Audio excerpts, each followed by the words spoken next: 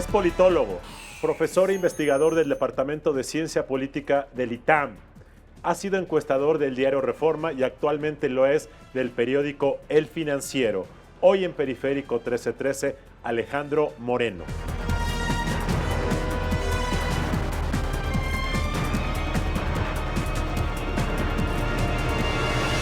Alejandro, gracias por acompañarnos. ¿Cómo ves la conversación pública de cara a las elecciones este año? Faltan ya 3 meses. En la Ciudad de México, donde estamos transmitiendo y grabando este programa, pensamos que todos son temas nacionales. La verdad es que en las entidades se platican otras cosas. ¿Qué se está platicando de cara a las elecciones?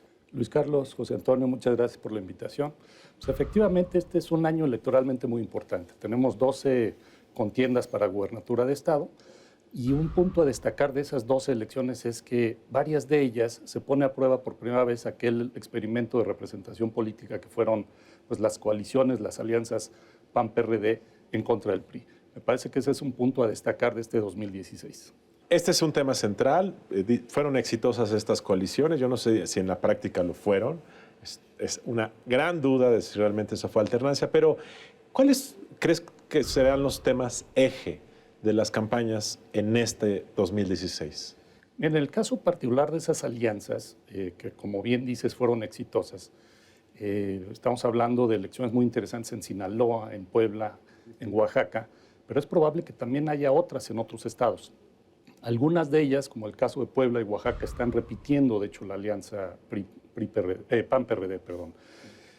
Por supuesto, las temáticas no solamente Perdón, en Puebla el PRD no quiso jalar, En Oaxaca sí. En Oaxaca sí. Y va a haber algunos otros estados donde también vamos a verlas.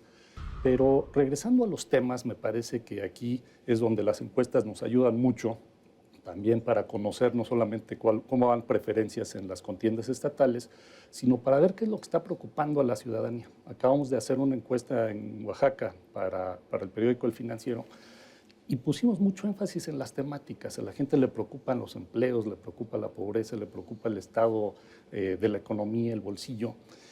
Curiosamente, el tema de la seguridad, que ha sido muy importante a nivel nacional, pues en el estado no parece figurar entre las principales preocupaciones. Entonces, lo que nos dicen estos estudios es efectivamente pues, qué hay en la mente de los votantes, qué es lo que van a estar exigiéndole a estas coaliciones, a estas fórmulas de representación política.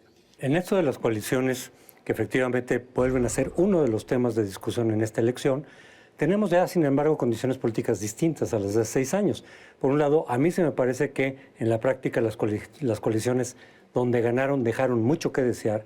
No se vio una gran diferencia respecto de lo que hacía el PRI, que podrá generar en esos estados, pero quizá en otros, pues ya un escepticismo, decir, pues esto en realidad no funcionó tan fuerte como se pensaba. Pero además ahora tenemos el contexto de la izquierda distinto, con Morena compitiendo abiertamente con el PRD, por lo tanto el voto más fragmentado. Eso puede hacer que sean más difíciles que las coaliciones tengan éxito electoral. Yo creo que tocas un punto, José Antonio, crucial. Efectivamente, una de las características de estas coaliciones anti-PRI del 2010 era la alternancia, era provocar la alternancia a nivel estatal.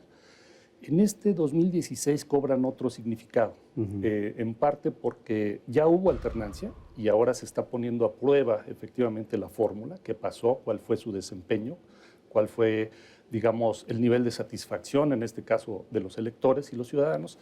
Pero también, por otro lado, tenemos circunstancias diferentes. En 2010 las coaliciones unificaron el voto anti-PRI. Ahora no hay una unificación necesariamente de ese voto anti-PRI, como bien lo señalas. Tenemos opciones de izquierda. El caso de Oaxaca, como lo mencioné por la encuesta, lo tenemos ahora muy bien, muy claro. Pero pues incluso tienes una izquierda fuerte que acumula alrededor de 1/3 del voto a nivel estatal, pero que está atomizada, que está dividida en distintos candidatos que resultan atractivos. La presencia de Morena, que está creciendo como opción política, pero también la del PT, que había perdido el registro y ahora está pues, de nuevo en un lugar bastante envidiable en términos de apoyo electoral. Los 3 estados donde habrá elecciones este 2016 son Aguascalientes, Baja California, Chihuahua, Durango, Hidalgo, Oaxaca, Puebla, Quintana Roo, Sinaloa, Tamaulipas, Tlaxcala, Veracruz y Zacatecas. De estos 13, 2 elegirán gobernador. Baja California, es la excepción. En la pasada elección, 9 gubernaturas las ganó el PRI y 3 la coalición PAN-PRD. Para las elecciones a gobernador, la alianza PAN-PRD registró candidatos en 5 estados: Durango, Oaxaca, Quintana Roo, Veracruz y Zacatecas. Alejandro, como bien señalaba Luis Carlos, a veces, por lo menos en la capital, tenemos esta gran tentación de decir, cada elección que hay, sobre todo ya cercanas al 2018, son un laboratorio de la presidencial. Y pensamos que efectivamente las condiciones nacionales, los temas nacionales, el desempeño del gobierno federal inciden en esa elección.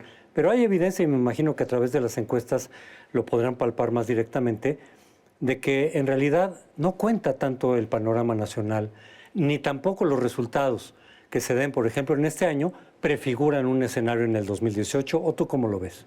Yo creo que sí hay una incidencia, por supuesto, del tema nacional. Por supuesto, cada elección estatal tiene su propia dinámica, el electorado tiene sus propias preocupaciones y además los candidatos y los partidos hacen sus propuestas y debaten de acuerdo con la realidad estatal. Pero por supuesto que hay un tema nacional en todas ellas. La apuesta de las reformas del gobierno de Enrique Peña es uno de ellos. La satisfacción o insatisfacción con el estado de la economía es otro.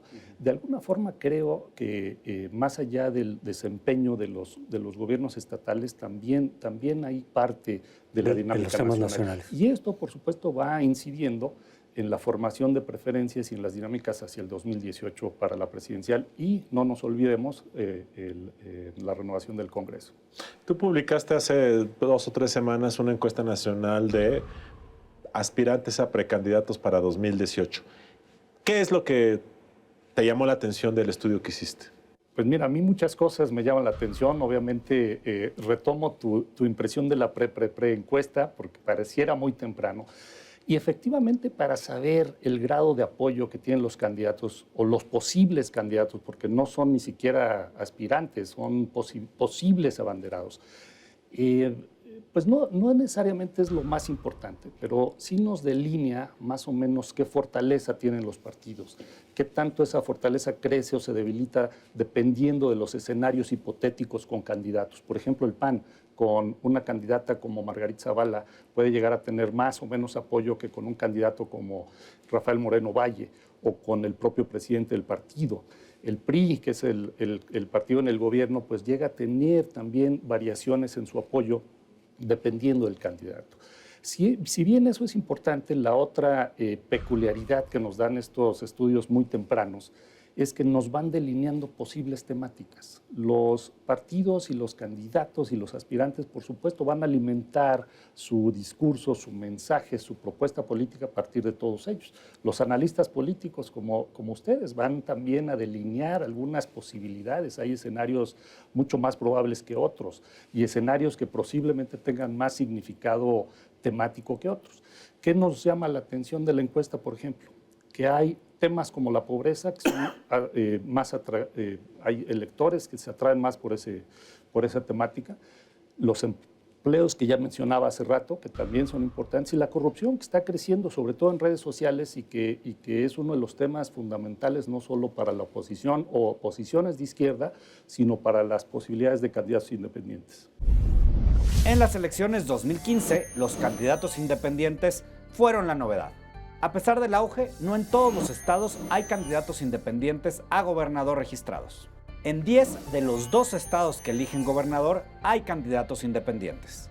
Con miras a la elección presidencial de 2018, para los partidos será fundamental posicionarse como una opción vigente y viable. Pero volviendo a la pregunta anterior, ¿qué temas ves que van a ser estructurales y fundamentales en la elección presidencial de 2018? Si tú fueras a ser un candidato, ¿qué le dirías? Mira, estos son los 3 temas en los cuales se va a dirimir la contienda presidencial, o los 2.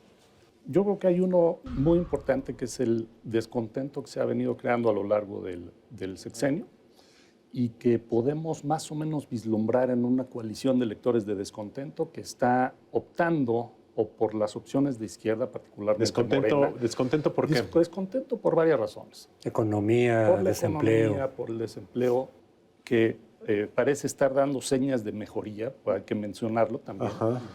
pero también el descontento por cuestiones de corrupción, que es un tema que ha crecido y que ha crecido no a nivel del electorado general todavía, pero sí entre ciertos segmentos muy expresivos en redes sociales, entre clases medias escolarizadas, en donde el tema del bolsillo no es tanto el propio, sino el del político, si lo puedo poner de alguna manera.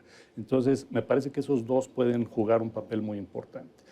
Uno que pudiéramos haber esperado en la elección presidencial anterior y que, sin embargo, no fue importante en el sentido de división de voto y tampoco de campañas, fue el tema de inseguridad. Pero, por supuesto, el sexenio ha lidiado con temas de inseguridad. A lo largo de la administración de Peña, el tema sigue. Me parece que también, cuando hablamos de descontento, hay que tomar en cuenta cambios en la propia sociedad mexicana. Ya no es una sociedad mexicana, como el mismo José Antonio lo ha señalado varias veces, conforme con las condiciones o con ciertos resultados, sino que se quiere más, se vuelve más exigente, más demandante. Una ciudadanía crítica, como la han llegado a llamar algunos intelectuales como José Antonio. Entonces, puede haber un descontento muy focalizado o más o menos generalizado. Sabemos que el voto se define mucho en ese sentido, ¿no? Se dice mucho, volviendo un poco a lo muy anticipado de estas encuestas, mucha gente dice, no, pero es que no podemos tomarlas en cuenta, falta mucho tiempo. Sin embargo, no solamente dices pueden incidir sobre la delimitación de los temas, sino pueden impactar, esa es la pregunta, sobre cuáles de los candidatos de pronto digan, pues yo me descarto porque en las encuestas simplemente veo que no tengo posibilidad. O la cuestión de los independientes, cuáles de los independientes, como se plantea, que mejor sea uno solo para que tenga posibilidades. O sea, estas encuestas sí ayudan o sí tienen un efecto en lo que será la conformación de la baraja presidencial, o de plano no es así. No, yo creo que son completamente una brújula que hay que tomar en consideración, tanto para el político que aspira, como para el partido que lo va a abanderar, como para sus cuadros, apoyos, donantes, para los propios electores. Definitivamente es una brújula. Para los propios analistas, como lo decíamos hace rato, ¿qué candidaturas son más viables que otras? Un tema muy importante para 2018, que tiene que ver con las opciones independientes, es efectivamente la viabilidad de estas. A diferencia, por ejemplo, de algunos casos que hemos visto exitosos, como el de Nuevo León, en este caso me parece que las opciones independientes no van muy bien, ¿verdad? En donde las hay. En primera, no han todavía crecido lo que uno esperaría, pero tampoco crecieron Nuevo León hasta las últimas semanas. Cierto. Es decir, no hay que fiarnos de que la opción independiente tenga que venir grande desde el principio. Es distinta la naturaleza de un partido. El partido tiene su base y la base es relativamente estable. La naturaleza de la candidatura independiente es que es inestable, que es incierta, que es espontánea, que puede jalar y prender de un momento a otro. Y muy volátil, no hay voto duro. Puede ser también muy volátil. Ahora, a nivel nacional, tiene la enorme competencia de tener, por supuesto, a la izquierda, que está atrayendo lo que hace rato hablábamos de este descontento, esta coalición de electores insatisfechos con las cosas, ¿no? ¿Qué diferencia hay entre ellas? Bueno, muy importante. Las candidaturas independientes te atraen un voto de clase media, escolarizado, crítico, que en ese caso, en ese sentido puede también coquetear con la opción de Morena, un eventual apoyo a López Obrador. Es lo que estamos detectando, por lo menos en las encuestas nacionales. Alejandro Moreno, te agradecemos, seguiremos viendo las encuestas que van a salir en adelante, y a usted lo invito a que nos acompañe la próxima semana, y muchas gracias.